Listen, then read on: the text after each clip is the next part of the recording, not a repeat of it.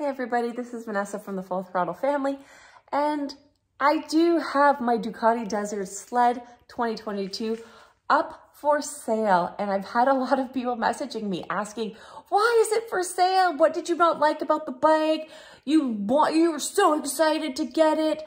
Like, what happened? Blah, blah, blah, blah, blah.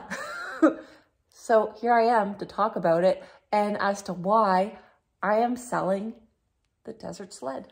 So one reason I am selling the Desert Sled is because I am not using it. I find it so hard to justify keeping something that I am not using on a regular basis. Now, why am I not using it on a regular basis? Because I am a crazy person and I bring my dog to work. So unless Ducati can send me a sidecar for this bike, I will 100% install it. I will bring my dog to work. So commuting is now out of the question for me, which sucks because this is an awesome bike to commute with. This bike kills it on the road. It comes with these awesome Scorpion tires. I think that's what they are. And it's just so nice. I'm used to riding dirt bikes that you're on the road and that you're just ringing it out and it's vibrating. This thing is so nice and smooth. This is my first street bike. And you're just happy. You're so happy when you're on nice paved roads. Dirt roads? I'm not so happy on this bike. But that is with my lack of experience. This thing is a beast. It comes in weighing at billion pounds. And it is just hard to manage in the corners for me. But I lack in skills. If you're used to riding big adventure bikes and this thing had knobby tires, I think it would be pretty good on dirt roads. It's okay for me on dirt roads. I'm super stressed because when you pay $16,000 for a motorcycle, it is hard to justify dropping it. So I would say that I've babied this bike. I've done some snowmobile trails with it. I've done some dirt roads with it.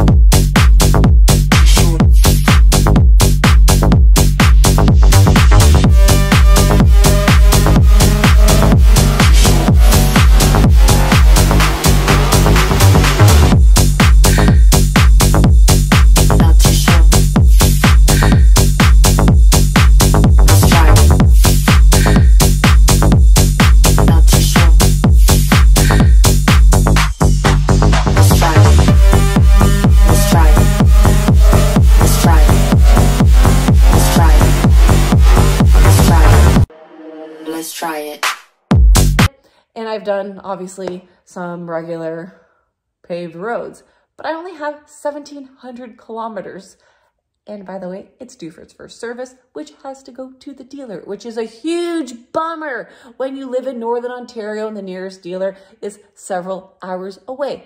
You're going to say, well, you knew that when you bought the bike. And yes, I did, but I thought that I would love it so much that I would be able to justify having to drive several hours to go get an oil change. Which PS, by the way, if you do your own engine service because you're super mechanically inclined, it's not like a dirt bike that you just pop out the air filter and change the oil. It's very complicated. It does not void the 2-year warranty, so that is good to know. However, it needs to go to the dealer for the first service unless you got a pluggy computer thingy to do software updates, which I do not, then you will need to go to the dealer. Let's talk about what I love about this bike. Well, why did you get this bike? Why did you get this bike? Because it is so pretty. I just lusted for it and I wanted it and I bought it and then I regretted it. Pretty things, you know, sometimes it's just not enough. So read my article if you want to know more about specs. It's called Pretty But Smart. It's on ADV Rider. Check it out.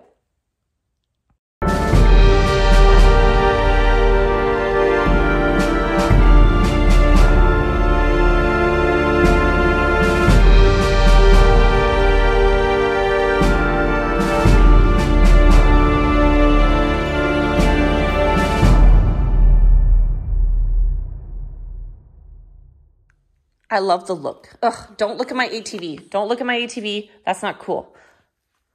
I love the look of this bike. That is basically what sold me on it. It is gorgeous, gorgeous headlight. It just looks so pretty. Look at that striking yellow shock. It is so pretty.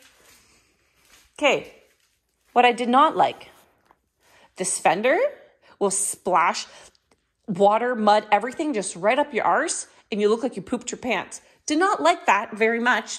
Thanks, Ducati. Didn't look so cute. Love the rims. Look how cool they are, 19 inches. The shock, it looks so cool, but when you stand up, it feels like it's gonna pinch your leg. It's never pinched my leg. I want to set the record straight, but it felt like it was going to pinch my leg, and I didn't want to have my leg pinched, so that was kind of weird. Foot pegs, passenger ones. If you're, you know, small or do yoga, it's okay to be on the back. If you're a tall person or really anything over 5 feet, yeah, not comfortable to ride on the back. By the way, you can put your key here. You can lift the seat, and there's a toolkit, access to your battery. These, garbage. Okay, they're fine if you're sitting down. The rubber's supposed to help with vibration. Standing up, these things are just, it's not ergonomically designed to stand up. Yes, can you get aftermarket foot pegs? Absolutely. Moving on. Oh, hello. Well, I mean, it's like a regular bike. I mean, it's cool. You turn it on. This is kind of sleek. There's blue dick on here. You have off-road mode, ABS. You've got all the, you know, the regular stuff. Like, so sad. Only 1,700 kilometers. You got a fuel gauge. It tells you what gear you're in case you don't know which gear you're in. You know, it's kind of cool. This is my first street bike, so probably all other street bikes have this stuff, but compared to a dirt bike, like, whoa, so much tech. Oh my God, 8 degrees. No wonder I'm cold in here. Jeez, and I'm in a t-shirt. I'm such a badass. Headlight, so cool, so pretty. I like that. Okay, so nobody make fun of me, please. Yeah, no, go ahead, make fun of me. Ta-da! Look at this, like, this is beautiful. Okay, so why would I put a platform on the rear brake? Well, let me tell you, I could not get this beep, beep, beep, beep, beep, beep adjusted. And if you know how to adjust this, which nobody on the Ducati forums knew how, oh, get a Desert X foot brake. Yeah, okay, let me just spend all my money when I can get this beauty fabbed up. So basically the problem here is that you need to tiptoe to touch your brake, and if you have stiff boots, because you don't ride in riding shoes, you wear, you know, adventure boots, you can't bend your foot. So it was just a nightmare. I could never brake. Like, it was frightening. So now you can actually reach it and it's comfortable. I don't know. I thought it was a pretty cost-effective solution. I like the exhaust, but when you sit, don't mind my Crocs, folks. It is weird. You sit and your heel touches, I'm getting it all dirty, I'm trying to sell it, touches the exhaust, which takes some getting used to. The brakes are great. The suspension is super stiff, but I mean, did I even break it in at 1,700 kilometers? Probably not.